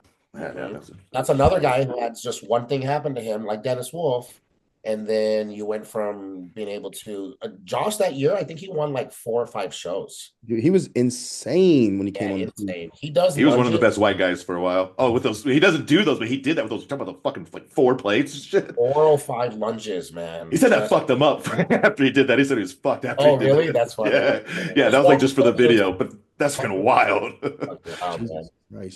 That was another question. What's your most impressive lift? That's walking lunges with 4 plates is fucking wild. What's your guys' most impressive lift you've done? I guess I just never lifted like that on a level where it was just Yeah. about weight. I just Yeah, know, I know when something felt so easy. That would probably be the last time. I remember when I did 5 plates, it was so easy. I did 6. And then I look back now and I'm like, man, now I'm on struggling. squats. Yeah, yeah, yeah. Yeah, And Yeah, then now I'm like, oh, now I'm struggling to do 5 again. When I did 5 so easy that I went to 6. That's all I remember, you know?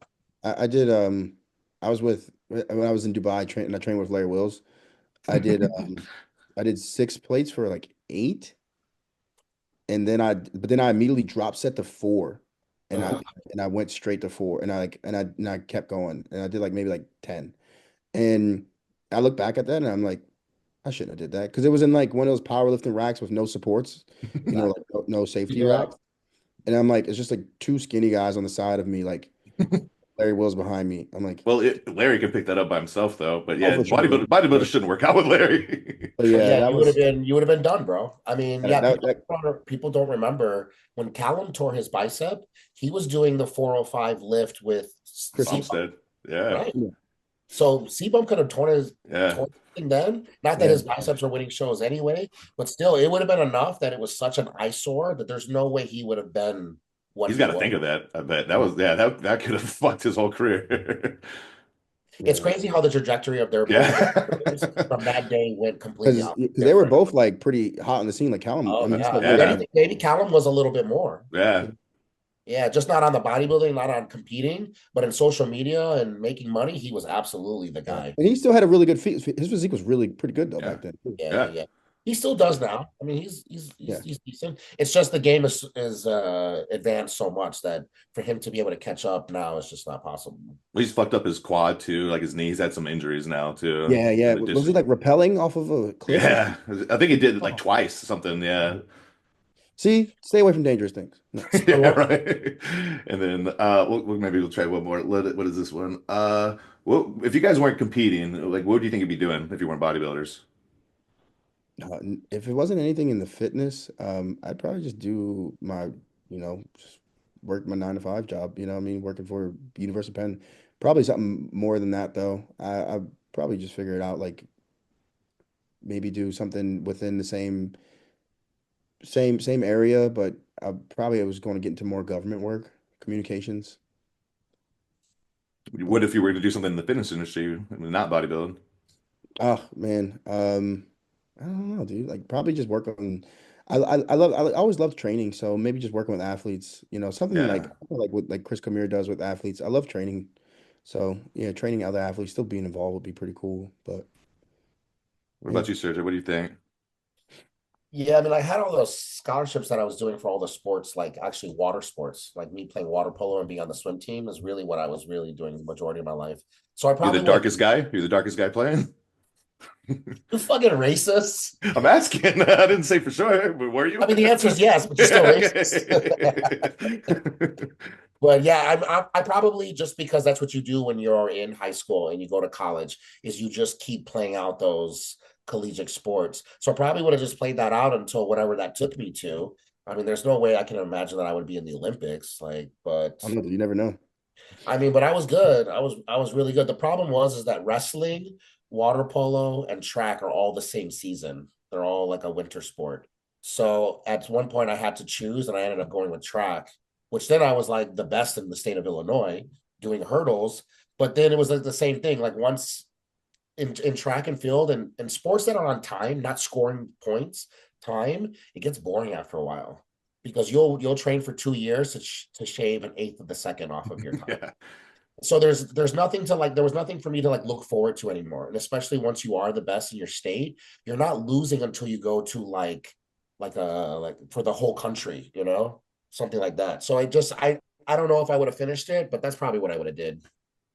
I would have went to college, that's for sure. Yeah. Did you go to school, Carlos? You said Yeah, I you. got my master's, yeah, in communications from That's Villanova. right. That's right. Cool. Maybe we'll do Ooh, one yeah. more real quick. What is so, Carlos? You got a pretty nutty side pose. That sweep is pretty nuts. One of the questions was, who do you think's got the best side sweep, the hammy drop of all time? Oh, That's pretty good. he's pretty good. I mean, I like Oh Tom no, no, Prince. what's the guy name? Yeah, Tom Prince, right? Yeah. That just sticks in my brain. I don't know if it's the Oh, best ever. Just on him, it looks so wild. that shit was wild. It was like a fucking like a full like ham, Right? like a Christmas roast on his fucking leg. Yeah, it was wild. Kai's was good. Kaiser And was yeah. and Dexter is one of those guys that have those like fish gills where it has the lines that go down. You'd have to pull up a picture unless you if you don't know what I'm Mm. talking about. But obviously you have the split between the ham and the quad. I've only seen one or two people that have it too. They have these lines that go straight down. I guess Like what Akeem, or I don't know that's more quad. That's more I don't quad, know if huh? I don't know if Akeem has it, Yeah. but yeah, they look like fish gills.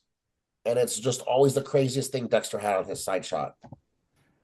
Man, he has such a It's good like a physique. muscle. I don't know. I mean, I guess it's just, striated that way. Oh yeah, I see what you're saying. I just pulled it up. Yeah, I looked at it. Damn, so good. Uh-huh. I'm so glad he got an Olympia with his physique, and was able to like cap that off, or at least have that on there.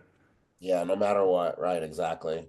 Yeah, because he was my favorite bodybuilder when I was coming up. I would Yeah. buy his DVDs all the time. That's why I started using Versagrips, is because he used them. He was the first person I ever seen use them. He would Yeah. he would always look so old in prep and then look super young once he got all the gray, got rid of it. He's the vampire, But right? that's why he wears a visor. I realize it now that I'm going bald and I have receding hairline. If you just wear a visor, you never have to shave your head because you just cover up the only hair you have. It's Well, ahead of its now time. everybody goes to Turkey now, so you can just make sure that never happens.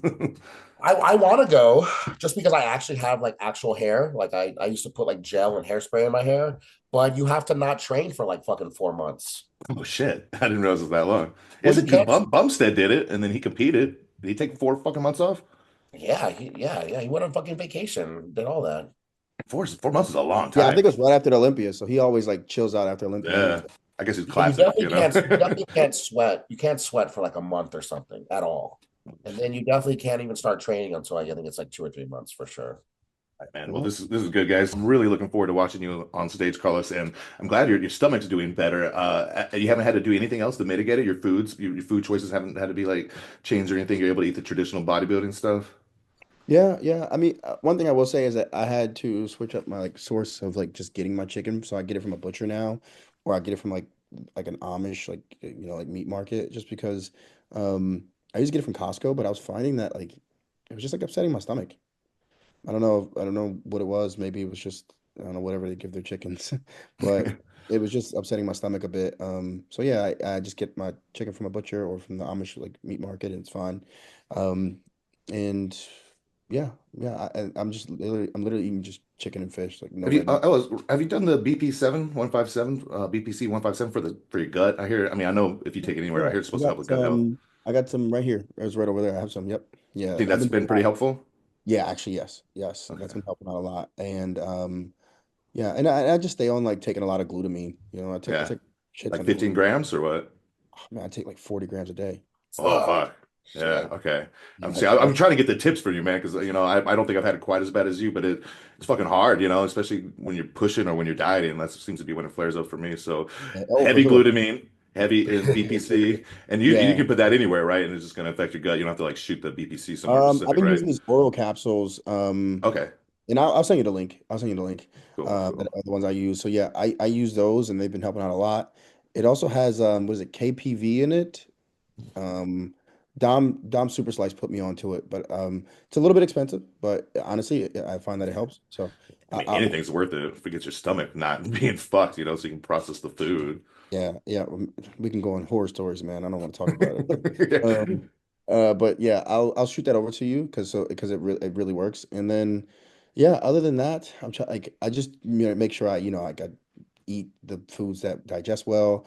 I do my little apple cider vinegar and lemon and Is that like aloe. first thing in the morning? Yeah, first thing in the morning, glutamine. I literally do like 40 grams of glutamine. I do 10 pre-cardio, 10 post-cardio, 10 pre-workout, and then 10 before bed. So I do like 40 grams of glutamine. I just get like this, the stuff from my sponsor. But you can get it from Amazon, lots of glue. Yeah. So, and it's not like any special glutamine. Yeah. So yeah, I Nice. use that a lot, man. So yeah, and I'm just trying to think anything else that I'm really doing, that really helps it out. Are you good with all vegetables and stuff, or vegetables fuck you up Oh at yeah, all? dude. Oh yeah. No, no, I don't really eat vegetables, bro. I'm gonna be honest with you. I don't eat any vegetables really. I do um, a green shake in the morning. And I did found that like certain like prebiotics, like is it like I don't know if it's pronounced inulin or inulin. Yeah, Uh yeah. yeah, but the prebiotic, I can't have anything in that with that because that'll bloat me and just give me so much gas. And a lot of greens powders have that in there. Like especially sports brands ones like from like bodybuilding brands ones because they try to add a little fiber in it. They have it in like Revive one or even like um Project AD was one. They all have like that prebiotic fiber in there, and that just does not work for me. So I just use Guarding of Life. It's like a just like a brand that, and they have a good greens powder, and it doesn't have any prebiotic fiber in there. If I do use one, it's usually the Acacia. I think it's pronounced Acacia. That one, um, and that's Heather's Tummy Fiber. That's that brand. That's pretty good as well. I'm just trying to run down what I'll be using. I use turmeric, cumin and stuff Yeah. like that. Yeah, man, I do everything I can to make sure this thing's under control. And so far, so good. And your shit's always good, Sergio. You don't have to do any of that. No, mine is just fucking stress that caused my Yeah. fucking accident. I probably have the worst acid reflux of any bodybuilder. I know it. Yeah. I'll fucking spit up acid during like a Oh workout. shit. Yeah, it's so bad, but it's all stress. It's nothing from my diet. I mean, obviously, like if I get sloppy with eating like shit, obviously it'll happen. But Yeah, I can be eating super clean and then just have any kind of stress come in, and then like I have no appetite, and then I'm just burping like crazy. yeah. I Do you know. guys go We were gluten? talking. You go gluten free or anything, John? I was for many years. I've not been the last like 2 years, last year and a half. That's something that helped you a lot, or no?